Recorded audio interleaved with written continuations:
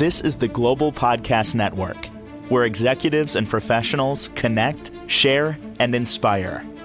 Stay tuned for the conversations that drive success.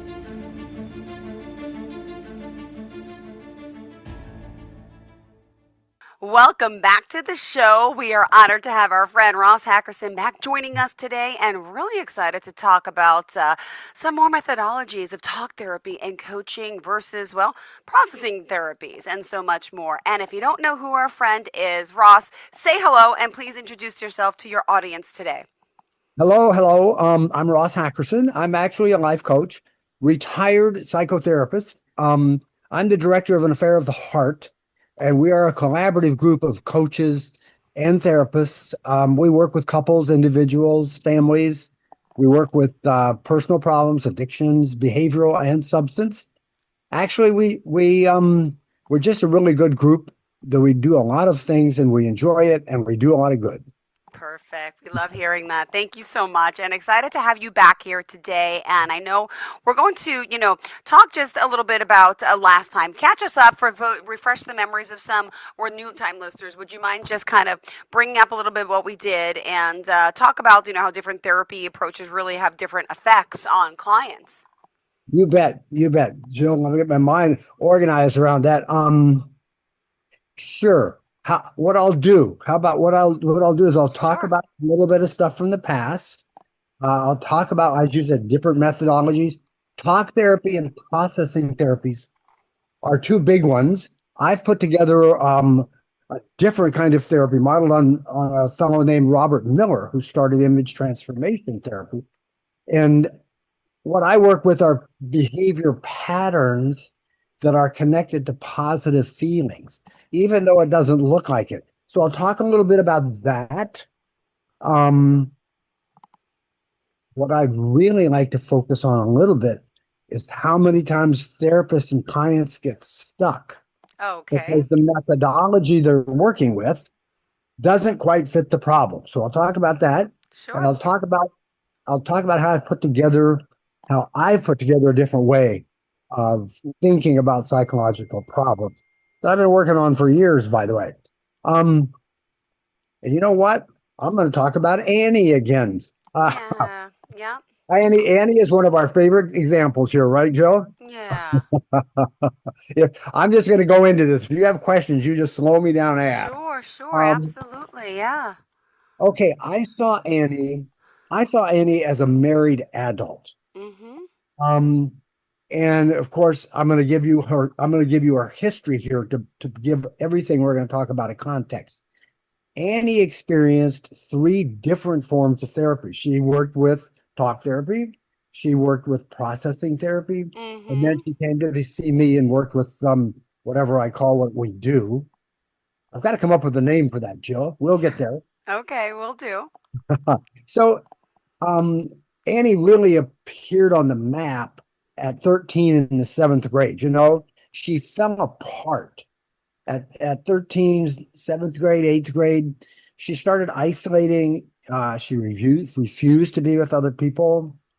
She stopped taking care of herself. She became unkempt and dirty. She wore the same clothes, even though they were soiled. Now, this is 7th and 8th grade. And when she could be engaged in a conversation, she would express a negative view of herself and of others. Okay. At the insistence of her school counselor, her family sent her to therapy. And of course, that was talk therapy, right? So let's talk a moment about talk therapy, and then I'll bring Annie back in. Talk therapy, I'm going to go a little sideways, Joe. I'm going to be real brief here. There have been books, articles, all written about talk therapy, as you well know. So what I'm going to do is I'm going to be real brief, and what you're going to get is my understanding of how it works. Okay. I've spent years as a talk therapist, and in many instances, I found it quite effective. Effective enough that I stayed in the business, let's put it that way. So talk therapy assumes we are all thinking rational beings most of the time, that we have personal agency, and we make meaning and create understanding about ourselves and the world.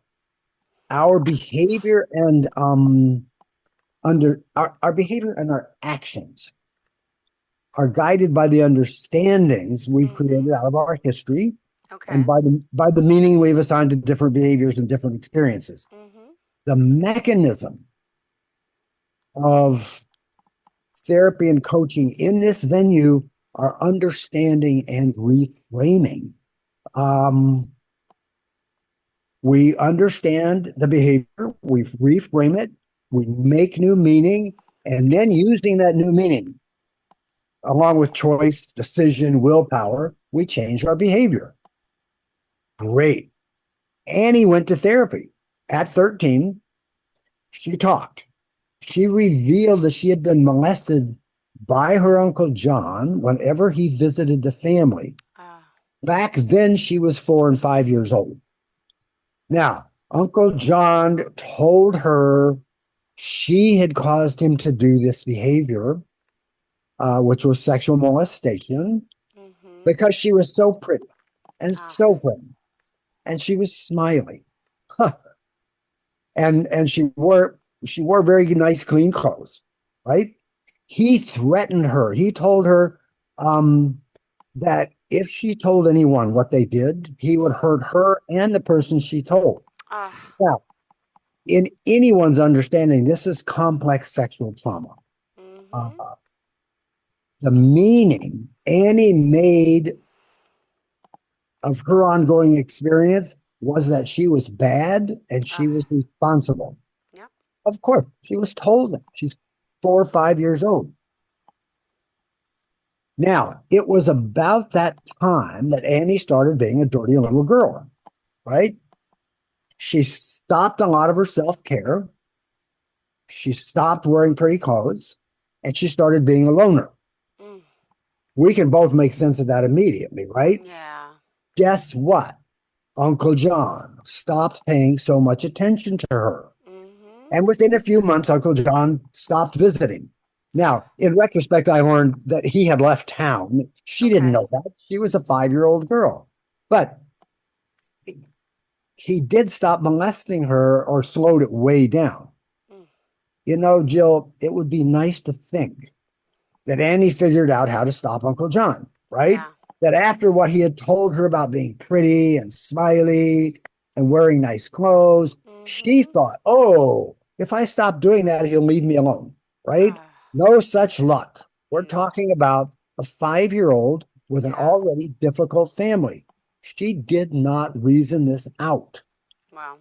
I think what probably happened, pure speculation, and it fits the model, and the speculation makes sense of things. Okay.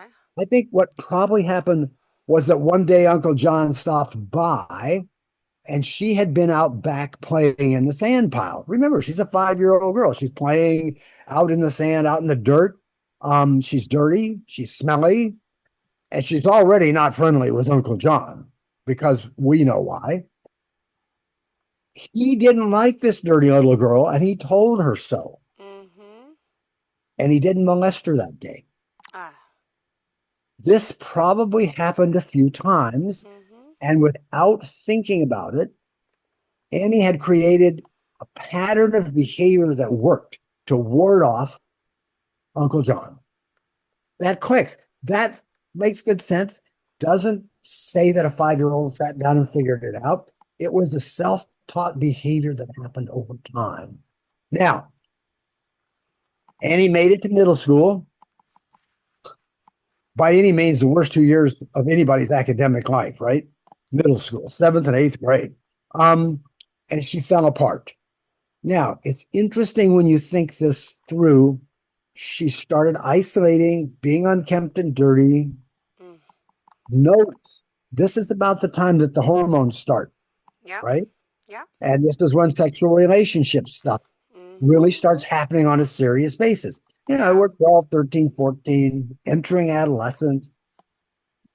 When she fell apart, the school counselor insisted that she go to therapy. She went to talk therapy, right? They talked about it. Yep. They reframed it. They made new meaning. And it worked. Annie was actually able to go through high school and graduate, Wow. go on to college. Now, when Ah. she got to college, Jill, she fell apart again. She left home to go to college, Mm-hmm. and within the first semester, her behavior deteriorated.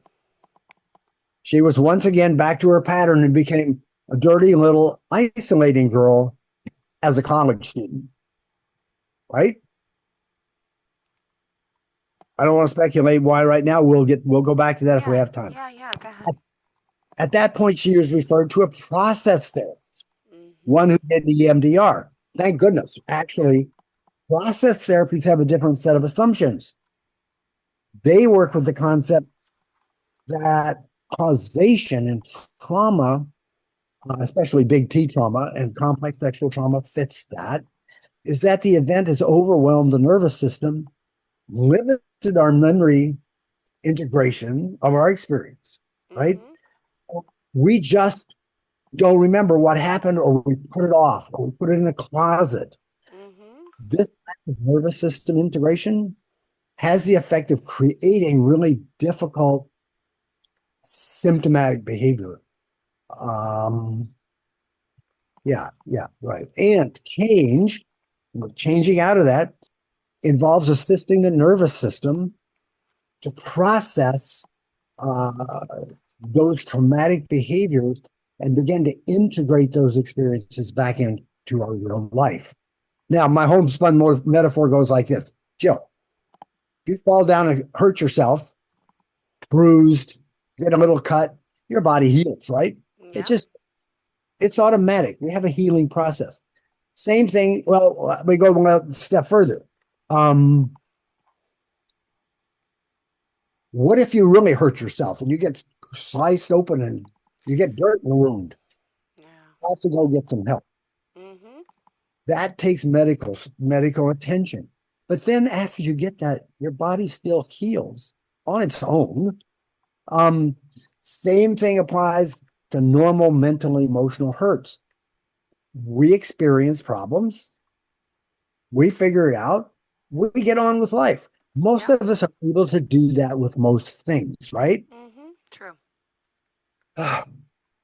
Severe mental and emotional experience and trauma, war, physical or sexual abuse, extreme or severe neglect. Those things can so overwhelm the nervous system. They're like that bad physical accident. The nervous system shuts down. It Mm. shuts down in a very specific way. It hides or buries those experiences away Okay. from our awareness. Okay. Right. Talking to the choir here, right? Yeah. Um, You're so um, funny. so those events are now out of our awareness. Call it unconscious if you want, but they Mm-hmm. still drive our behavior. Sure We're just do. not, yeah, we're just not very clear about it. So Annie used EMDR to process that early complex sexual trauma. Mm-hmm. She was very successful. She had a good therapist and left that therapy feeling much better about herself. She was stabilized. She was able to talk about her past and her experiences without stress and anxiety. She felt lighter. A weight had been lifted, which I find quite often happens when people do this process. So, and she was able to do her studies, which really worked. Yeah. So she was successful. The problem was, the problem was Annie was still being a dirty, isolating big girl. Mm-hmm. She was still stuck in her persistent Yeah. personal pattern of isolating and being unkempt. No amount of therapy seemed to help. Not willpower, not understanding, not affirmations, not more processing. Her pattern persisted for years. Yeah. And that's when she got referred to me. Because the therapist she was seeing had actually worked with me and seen some of the things I did, just a little bit different thinking, that's all. Okay. Yeah. Now, from past conversations, I work with a different paradigm. My idea is that um, these difficult and self-limiting patterns that people get stuck in are actually connected, operant conditioning, classical conditioning. They're actually connected to positive feelings that we're seeking. Oh, we've been through this, Jill, but that's one where I always get that question. What do you mean? She's doing this negative behavior and feeling good? Yeah. Thank you for laughing. That's exactly right. And that's exactly right. She is doing these negative behaviors and feeling good. Only the feeling good is on the unconscious. It's not on the conscious level. Yeah. Yeah, I was thinking, how could you say that pattern was connected to her feeling positive, self-affirming feelings? After all, she was miserable and upset by her pattern of behavior. Okay, Hmm. enough said. Let's go back. Let's go back and check the tether. I call it the tether to childhood, right? Remember when this pattern started? Back to when Annie was 5 and wanted to avoid Uncle John? Yeah. Well, I ask, what positive, self-affirming feelings was Annie seeking back then? Well, how about safety? How about some sense of power and control in her life? Hmm. Yes. And back then it worked, didn't it? Uncle Yeah. John bothered her less and less. Yeah. She was a dirty little girl, and he eventually left altogether. That's an easy connection to make. Hmm. So Annie and I set it up, right? We laid out the pattern of behavior. Now, in the protocol I work with, we have the actual pattern of behavior that the person is stuck in. Annie's pattern of behavior was being unkempt, isolating, being dirty, Yeah. those kinds of things. And we investigated the positive self-affirming feelings she was needy for, Yeah. and that inevitably became connected to that pattern. Safety, power, personal control. Now, I'm making this sound so easy, Jill.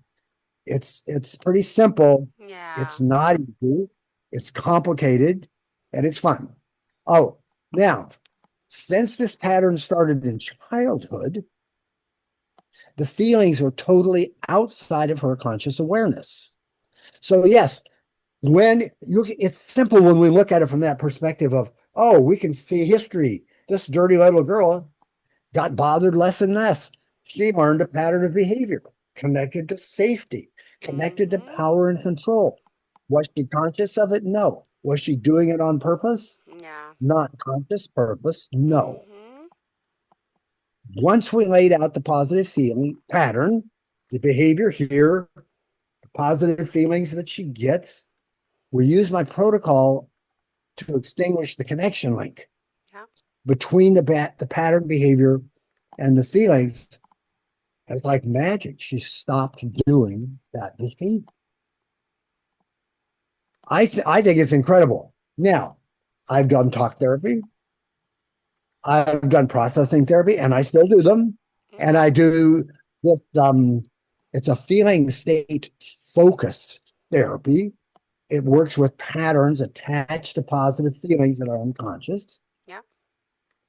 And I find that last one, the one where the child learns a pattern as a child that's attached to patterns that then become ingrained, and we get stuck with them when we grow up. Um, how are we doing on time, by the way, Joe? We're good. We're got 7 minutes. Go for it. Oh, Continue. yeah. So last podcast, we literally talked about Junior, whose tether to childhood was that both his mom and dad, he had an my way or the highway dad, and you exist when I tell you you exist, mother. Now, in attachment terms, those behaviors of his parents are literally telling him, this is how you have to be to actually live in this family. So Hmm. Junior's pattern was do what mommy and daddy say, do not exist. He was he was nothing. At about 2 years old, Yeah. he started becoming involved with himself, ignoring mom and dad's commands, And when he did that, they would get angry with him and upset. Mm-hmm. Well, they would then start yelling at him. Now, Yeah. two things happened. And we keep thinking Annie as we talk about this. Okay. Two things happened with Junior. Number one, he was terrified. They were yelling at him to stop that whatever he was doing and stop being a human being, actually, or you're out of here and you die. And the second thing that happened was when they yelled at him, they actually recognized his existence, Okay. right? So, Yeah. oh, now, Oh, same that's thing. right. Yeah. Junior did not sit back and go, oh, if I'm just a Mm-hmm. little oppositional and argue with mommy and daddy and don't do what they say, wow, they see me as a human being and I Mm-hmm. exist. Yeah. He didn't reason that out. The same way Annie did not reason that out. All of a sudden, the second thing happened. Oh, they do that, they yell and scream. I'm real, and that's associated with my Mm-hmm. what I want me to do. He did not reason this out. Junior started his pattern at 2 years old. So these patterns, be, I wanna, I'm going to go sideways and talk for Sure. one moment. In psychology, we have classical conditioning. Pavlov's dogs, remember? Oh, yeah. Hungry, Correct. Yep. hungry That's dog, right. show Yep. them the meat. They get all, Yep. upset. They get all saliva and going. Now, you can ring a bell at the same time as you show them the meat, and pretty soon all you have to do is ring the bell, and they have that response. Let's go back to talk about Junior and Annie for a second. What Mm-hmm. you had to show them was a challenge to their identity of any kind, and they would go into their pattern of behavior. So the pattern was classically conditioned. It did two different things. It saves them from their parents, and Yeah. it teaches them how to behave. Now, the next step, we go operant conditioning, which is in psychology, you do something, and if you get rewarded for it, you tend to do it again. Annie created a pattern in which she was a dirty little girl, and Yeah. she got rewarded for it. Mm-hmm. She Gotcha. stopped being molested. Ah. Junior created a pattern Yep. in which he was oppositional. He got rewarded for it because mom and dad recognized his existence and his identity. These are patterns that most therapists do not get to look at. Mm-hmm. As therapists and coaches, we're not taught that approach. Yeah. We're taught talk therapy, we're taught process therapy.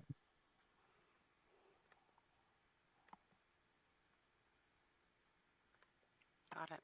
And that really, oh, Joe, that becomes very limiting Yeah. because when we get a stuck pattern like this, the person is doing this behavior over and over, Repetitive. Yep. and they're getting the same result, which is maybe yelled at or negative. But what positive result are they getting on the down low? They're getting that positive feeling. You know, can I go? Do we have enough time? I can make two more statements. Of As course. that old saying, doing the same thing over and over, hoping for a different result. The essence of crazy, right?